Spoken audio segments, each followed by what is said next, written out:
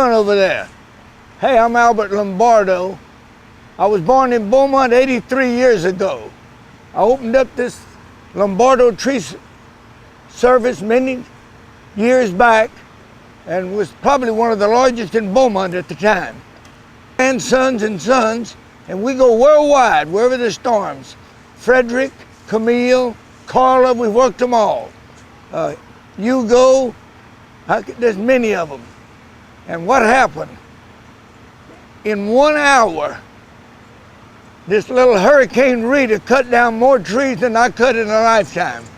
And all the Lombardos are scattered all over town now. I didn't know there's that many of them. Okay, 10-4 and out. And all right, stand by. Now, tell me all about it. Okay. Dad, I want you to tell me something. When you first started out in the tree business, you started out with who? How did you get started? well, I really started out with Howard Drury from Nacogdoches, Texas. Okay. And yeah, we were pretty primitive. We didn't use spurs in those days. We were afraid to climb a tree almost. We used to nail boards on the side of the tree to walk up the tree with. And then when you went, when did you go high tech? When did you get a rope? Oh, about 50 years ago, I guess, something like that. Now the first ropes you used were all the Manila ropes, right? Manila ropes, yeah. Yeah. And we didn't have any power equipment, did we? Very little. We had a lot of hand saws, and maybe Sears come out with a saw. We bought a few of them, and a McCullough.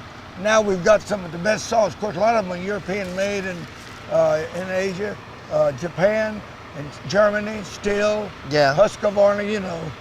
So most of the time when you ran a tree business, though, it was real personal, wasn't it? Whenever we go in the yard, you made us take care of every azalea, every shrub. That was we would die to save a shrub. Right. I like to die to save a shrub. You're right about Well, it's that. a fact. Yeah, it's a fact. We raked up, we cleaned up everything. Yeah, we did it perfect. Yeah. Yeah, we maintained a really good reputation doing that. So much so that later, when I went to other towns and tried to do that, people didn't know why that I would care so much over bushes and shrubs, that I would move equipment and I would take trees down with cranes and everything just to save some bushes. And we actually had to unlearn some of that in order to take care of and increase our safety. Now, when you were, the tree monkey. And my mother got mad one time when they called for me by that name.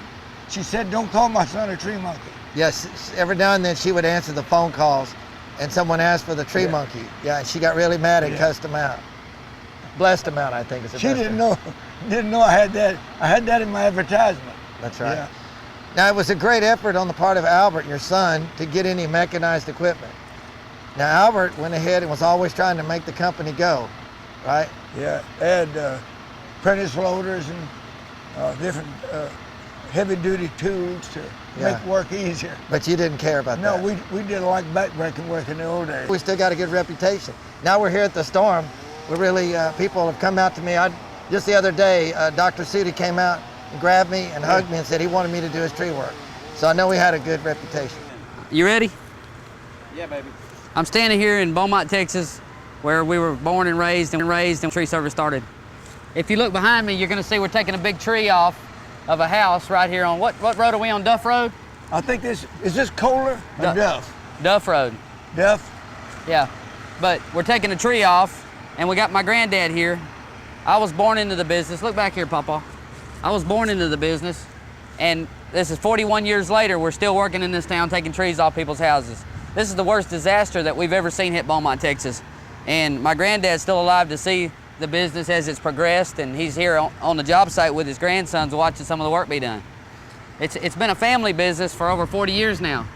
All of his sons have gone into the business, his grandchildren are in the business, so it's come a long ways from the early days. Yeah, in between our fishing trips, we do a little tree work.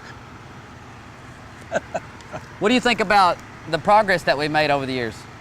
Y'all have really grown, I tell you. All these different storms you've worked, you do a lot of storm work. I know you've worked all these big storms. One of the biggest that your daddy worked also was Frederick, Camille, Hugo. You worked Hugo too, didn't you? Yes. And Ryan. And you worked with an Andrew? We worked Andrew. Andrew. So I mean, there's hardly anything y'all have missed. Did you work Hurricane Camille? I worked Camille back in '69, I believe it was. 1969. Yeah. I think that was the first time that we ever went on the road as a family. Yeah, right. The family business went on the road for the first time, Hurricane Camille. And you know that was one of the worst ever. It was a bad storm. And but I tell you what, this one was no piker itself though, because I just came into town last night, and y'all were already set up here, and it looks like a disaster to me. I came down some of your main streets, a street that I actually lived on once, Thomas Road. Yes. And it's pretty butchered up, I'll tell you that. We did a lot of work over there on Thomas Road. Yeah. Have you been by our mobile field office on 11th Street? Just for a brief second, Ryan. I came by there a little while ago because I hadn't been in town long. I wanted to get around, and I think, yeah. Well, I know growing up around the business, every year that went by, that we progressed a little bit in know-how, the types of equipment, techniques.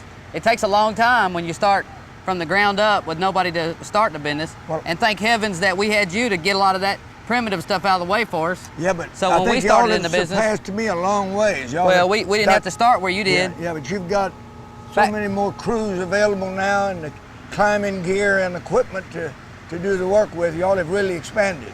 We've expanded off of the foundation that you laid for us to start with. Give me credit if you want to. Because we already basically, he figured out what spikes were before. I didn't have to figure that part out. The things you